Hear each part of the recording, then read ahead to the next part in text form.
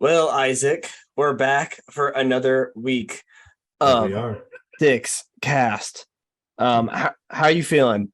I'm feeling good, I'm feeling good. Good, good. Uh, I mean, as you can see, I've finally moved in. We have Yeah, congratulations. I love actually. your artwork. I just realized our backgrounds are very symmetrical. Like you have the door open on the left, and then you have the posters on the back, or whatever. Are those posters new, or are they the? No, those are my roommates. He like bought a bunch of I don't know, stills. Like they're prints of like Van Gogh stuff. It's just like they're like on a piece of paper. Yeah, and then that's a closet. Oh, okay. Damn it! If only that was a door. Yeah, but Oh, here we are. I mean, your dorm looks fun. I love your Derek Rose poster. Never change. yeah. You got the Derrick Rose poster, the Daft Punk poster, Rust and power. the God of War poster, and then the Pearl Jam Mariners poster. So, There you go. That's all you need. Also, let me know if my background noise is too loud. I think it's fine. Every like now and then I hear something, but I don't even know what it is. So It's just like 5 people in my room. oh yeah, no, that's all good. Yeah, I But got you. yeah. Ooh, Isaac, do you have anything about Burundi today? Oh yeah. Here, let me share Oh, my all screen. right, let's I have go. I finally got off my ass and did the whole presentation.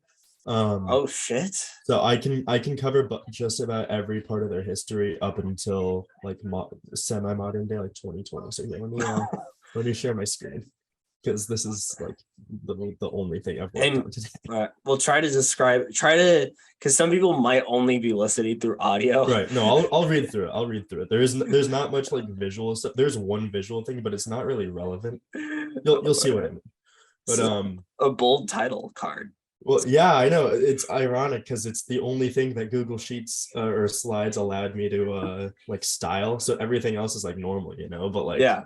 it's like so dramatic. And I do want to mention all of this information is from the Wikipedia, but not from the section that said it was high risk, because I decided this had to be factual, if anything. Because I'm gonna listen.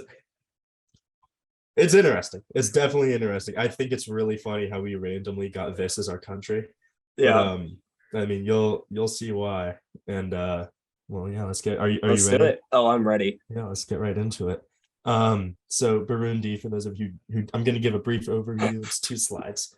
So Burundi, it's a landlocked country in what's called the Rift Valley of Central Africa. It's bordered by Rwanda to the north, Tanzania to the east and southeast, and then the Democratic Republic of the Congo to the west. So it's kind of just in the middle of there, right? Um, it has 2 capital cities, Gitega and Bujumbura. Again, here's the thing. I'm gonna butcher absolutely every single word in this entire presentation. I'm very sorry. I'm doing my best. That is my promise. So basically, like in the modern, it's a long story. Now, obviously, I'm gonna get into a much more detailed thing, but like they've had on and off independence for the last 200 or so years. Before that, we'll get into it. But so basically, it started off as like pre-World War II. It was German from like late 19th century to end of World War II. It was part of the German Empire, the German East Africa Company, and all of that. After World War II, it was given to Belgium. For those of you who don't know, Belgium like had a huge presence in like just like Central Africa, specifically the Congo. And with it being a border state, like that's kind of yeah. And then after that, when it was actually like given independence, it was turned into a UN trust territory. And that was in like 1962, so around 21 years after World War II ended. It's for our Spotify listeners. I just have maps. Like you're not missing anything, don't worry, until later, but I'll let you know. Now, for the second part of the overview, Oh, covering a little more of the actual history. They've had a ton of genocides and a ton of coups. It's very interesting. The major ones were in the 70s and 90s. The most recent failed coup was in 2015, which we covered a few videos back because their president was seeking a third term, which they had to restructure the constitution for. They ended up winning, but saying, I'm not running again. So then in 2020, a new president was elected. Long story, we'll get into it. In America, it's a two-party state. We have Democrats and Republicans. They have 21. It's a multi-party state. Shit. And in 2016, they withdrew from the International Criminal Court because, and I'll get into it later, because they wouldn't allow people to come and like basically find out if they were doing human, like what's it called? Human rights violations. Yeah, human rights violations. Thank you.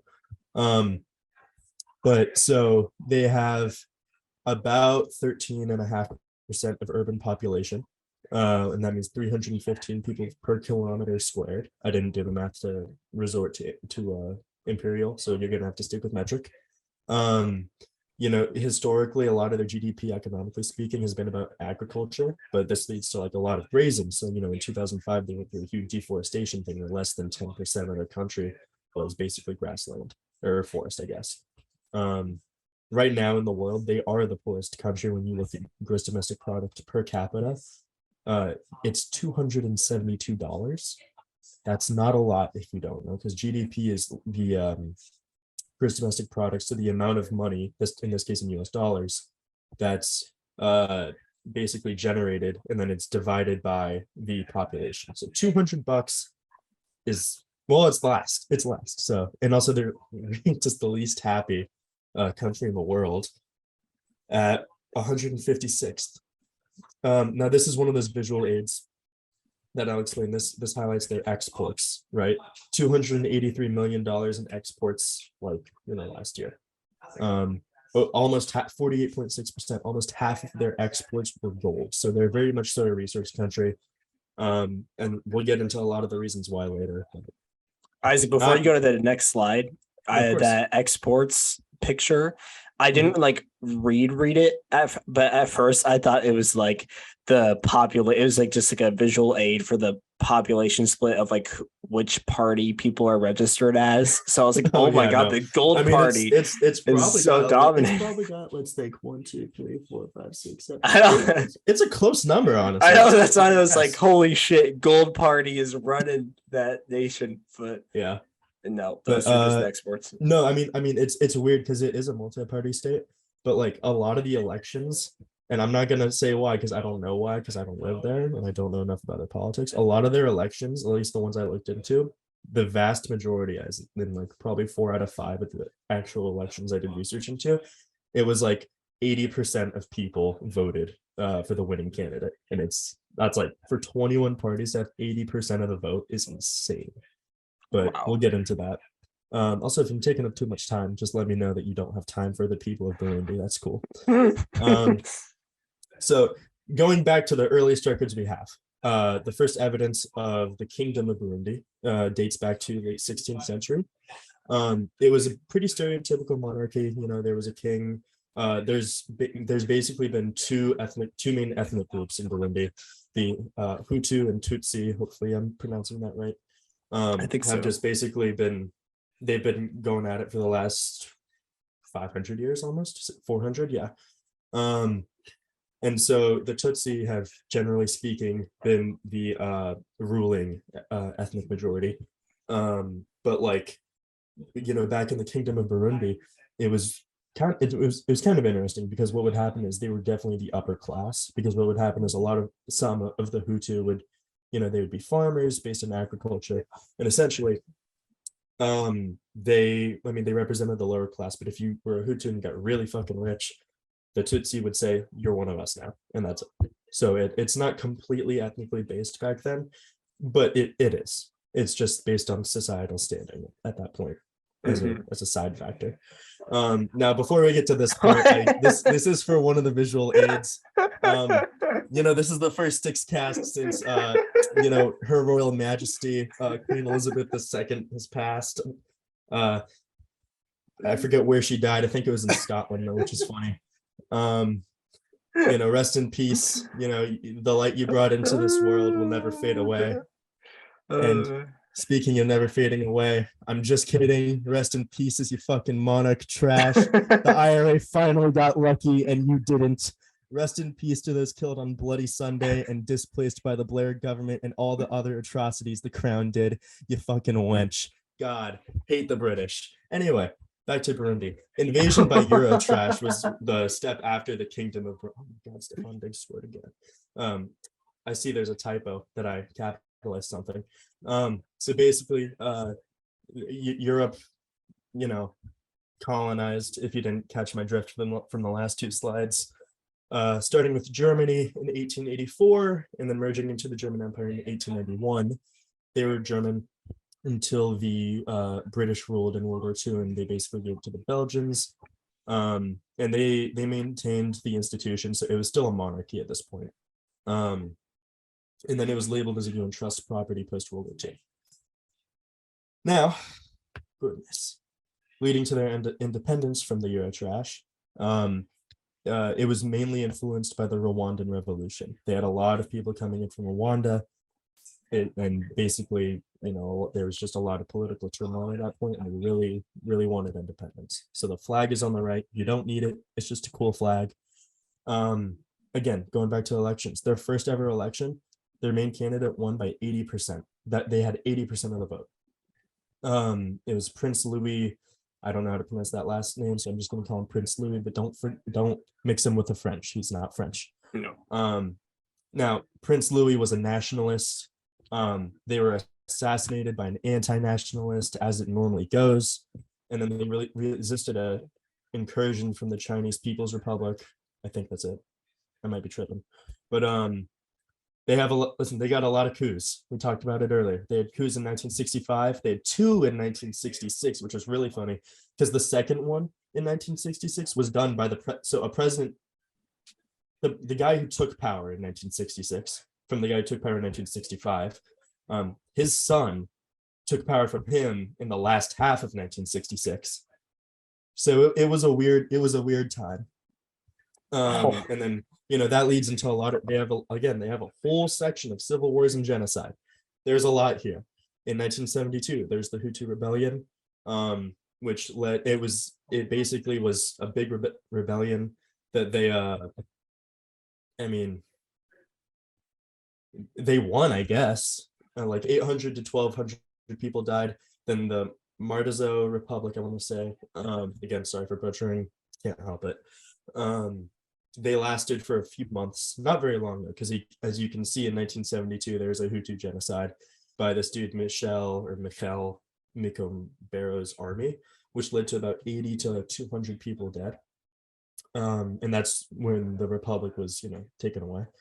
4 years later, 1976, there was a coup, and then that led to a one-party state constitution in 1981.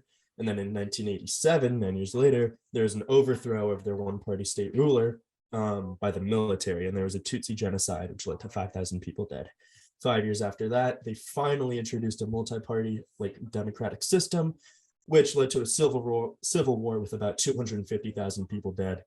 So there's a rich history of civil war and genocide, which, to be fair, the turmoil didn't exactly help when it was taken over by Europe, but we'll leave that. When you look at modern Burundi as in 21st century, so originally, there's a lot. There's the FNL, which is basically the IRA of Burundi.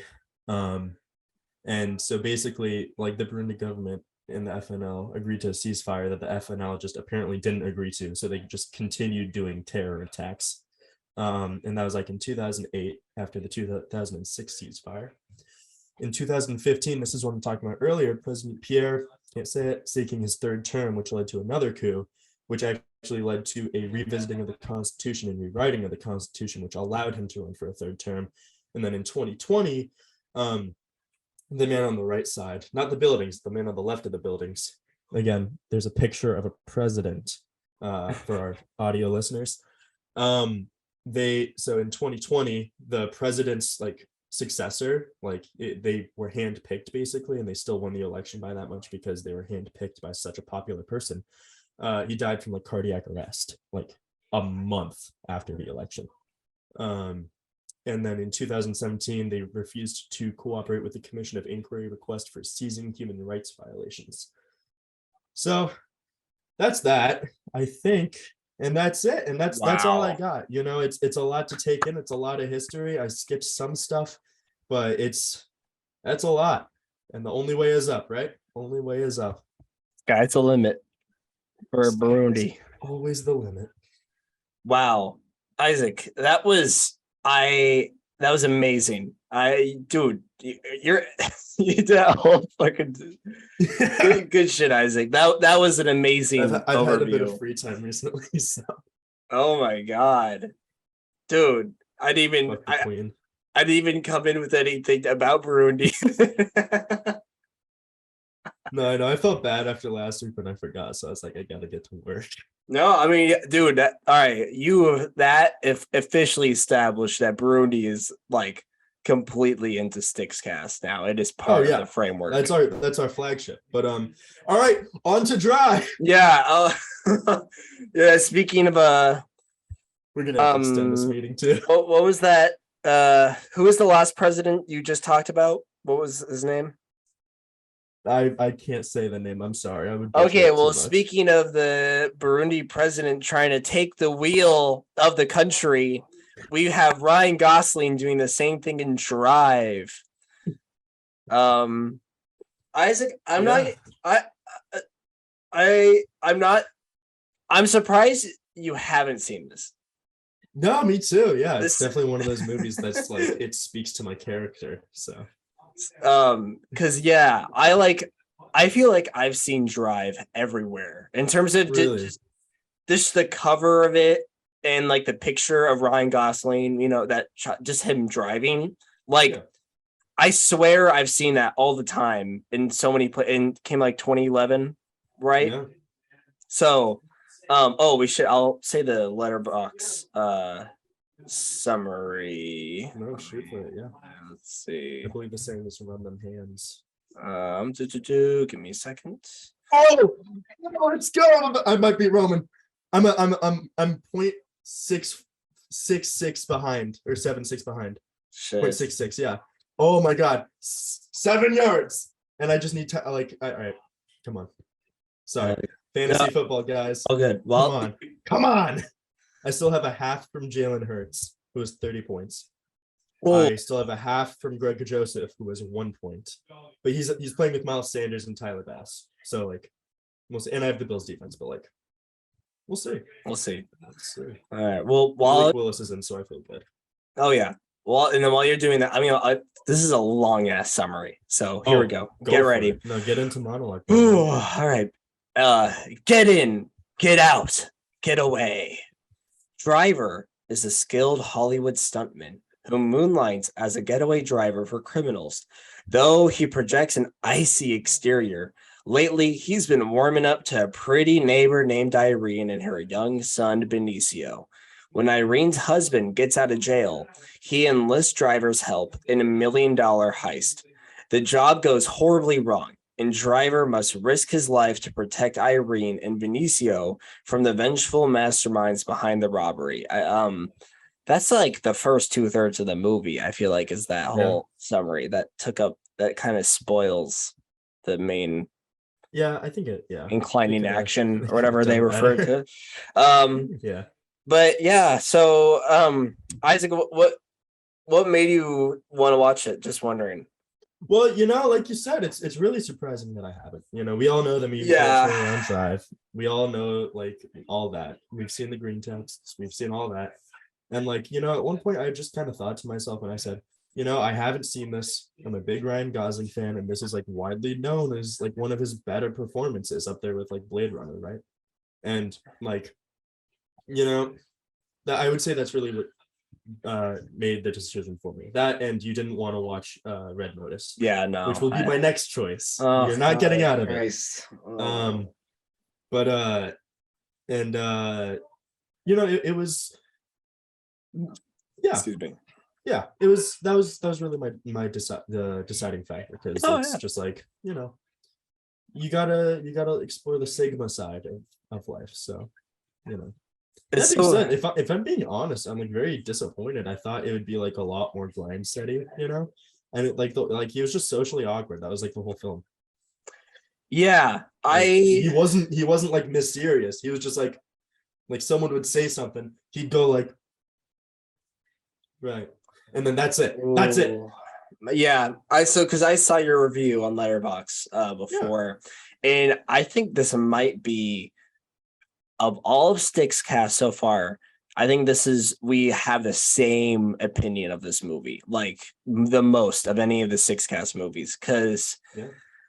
I don't like, dude, it's, and so because I did a little bit more research, because this movie is very minimalist in dialogue, like completely minimalist, and Doesn't even have a name. He's called Driver. Yeah, I completely didn't even realize that until reading the summary that his name is just Driver. I forgot about that. And like in terms of minimalist, it's both that in dialogue and story. Like, to be honest, just because I've heard of this movie so much, I thought there's gonna, like, I was waiting for a big twist or something to, like, okay, this is gonna be different. And the only thing that really I wasn't expecting was the gore, but we'll get into that later. Yeah. Yeah. Oh, but God, yeah. I was like, I was like, am I missing something? And so I looked up, this time I actually did a little research in the movie. And the director, because this is based off a book, like so many movies. Oh, really? It's already based off the book itself is already really short, but the director's intent was to literally just make a fairy tale. So he just wanted to make a knight saves the princess story. There's nothing. So going off that, there's really nothing more than what you get from the movie. For me, I was kind of bored, like, from that. Like, that romance, I don't really feel it. And maybe that's just because, like, 95% every Ryan Gosling movie, there is a romance in them. And this was like one of the worst ones I've seen of any Ryan Gosling. It wasn't bad. It's just like, dude, all their scenes is just them staring at each other. And so I get it. And so that director is like, so he wanted to make that fairy tale, but he himself said he wanted to make it as, like, bare boned of a structure. Like, so everything is straight to the point. And I just don't know if that was for me. Fair. Absolutely.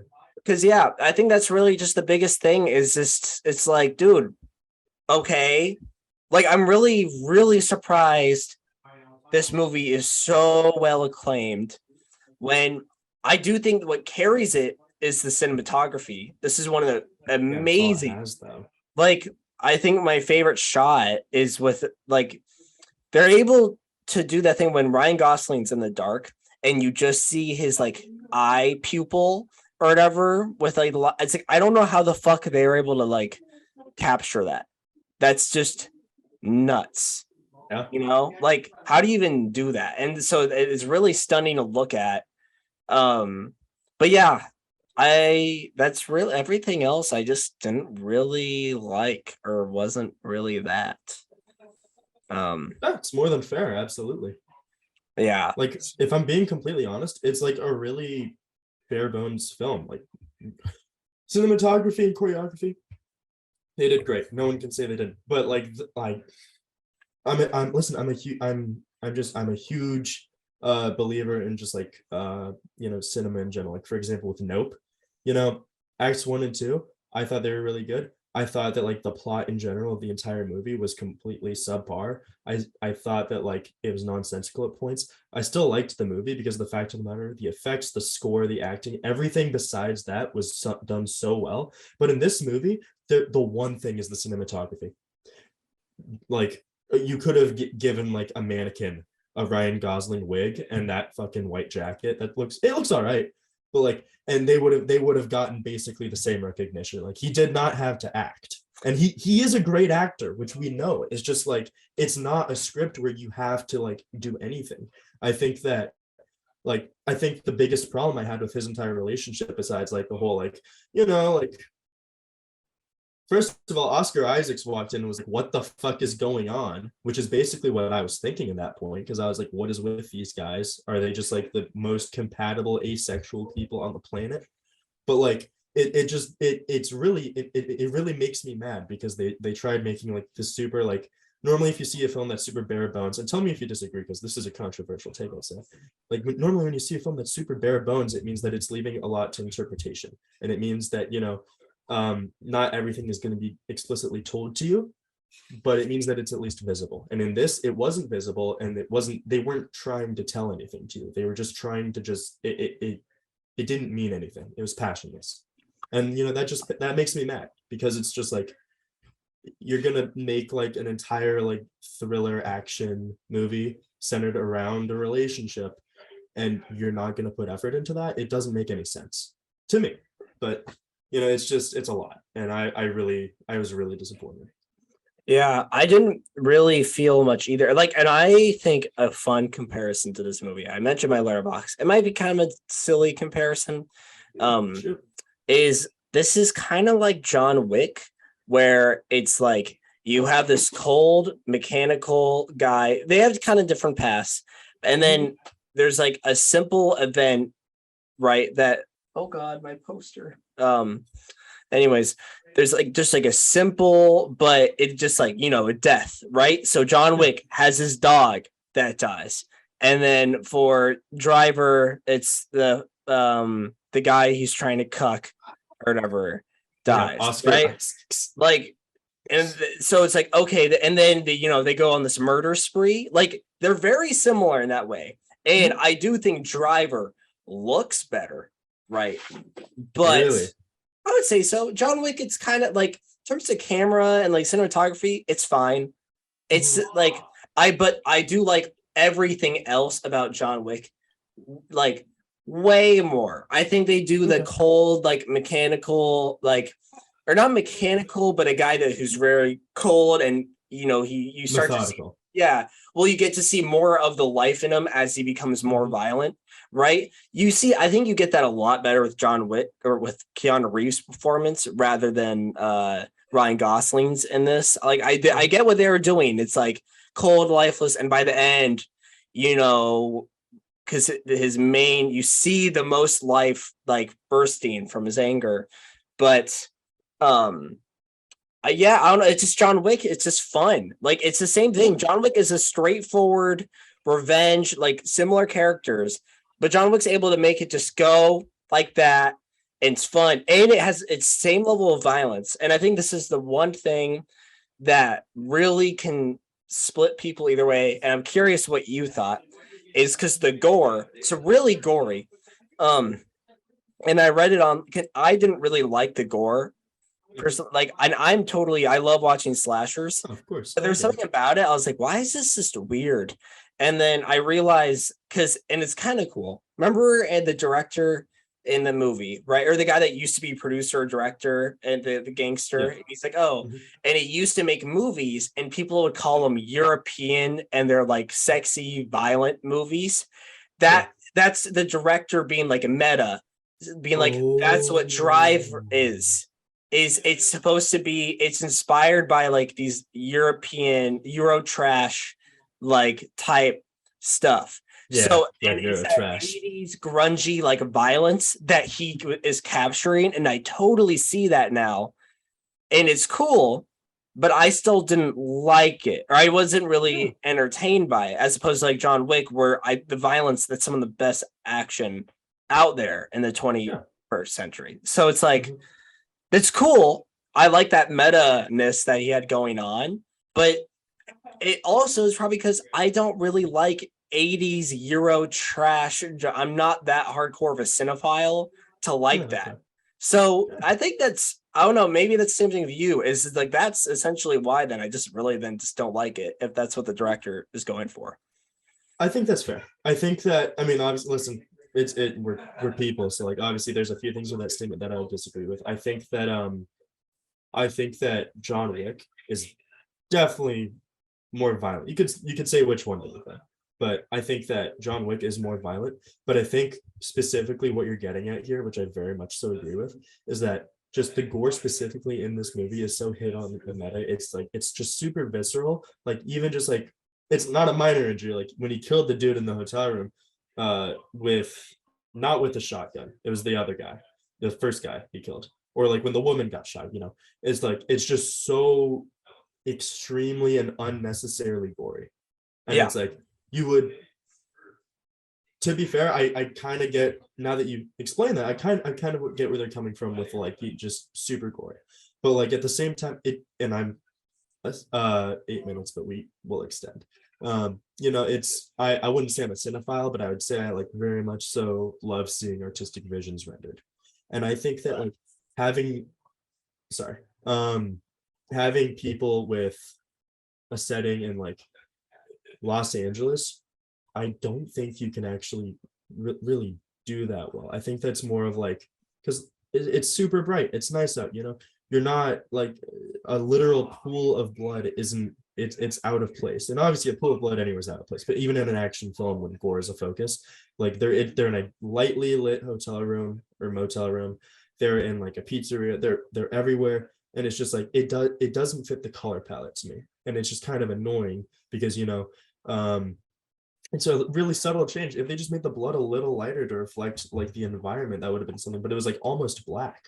Like it didn't, it just looked like, I mean, like you said, it looked like the director's trying to be meta, which isn't like something you really want to be as an outstanding theme in a thriller. But like I would definitely agree. I think it's out of place. Yeah, I don't know, and like it makes, because like even like how the camera movement handles it, where it's like back that where in the 80s when they would do the violent shot, it's so predictable because then it's like you cut to this new, it's like, oh, and then it's clearly like not a person, so it's just like some fake arm, so then it's like ah, and then it's like volcano blood, and so I was like, oh, that's why it looks like that, where it's just so weird and jarring. But yeah, and then the only other thing I really noticed that I thought was kind of, it's more funny, I don't really have a complaint about it. Did you watch the movie Cha Cha Real Smooth this year, Isaac? No. Okay, so I'm noticing a trend here with Hollywood white people is, so in this movie they have Driver, right? He's infatuated with this woman who has a kid, and then he's like, oh, I really like the woman, she's really young, right? Yeah. And then she's like, oh, and then the driver likes the kid, he's like, oh, we have a bond, right? So and then you're like, oh, reveal she's married, or relate, or had a kid, Something's going on. yeah, with a Hispanic dude who is just getting out of prison. And then it's like, oh, well, I still want to cuck him, whatever, right? Then in Cha Cha Real Smooth, which just came out or like a couple months ago, it's kind of the same thing, where instead it's this one guy who is helping out this girl with a mental disability.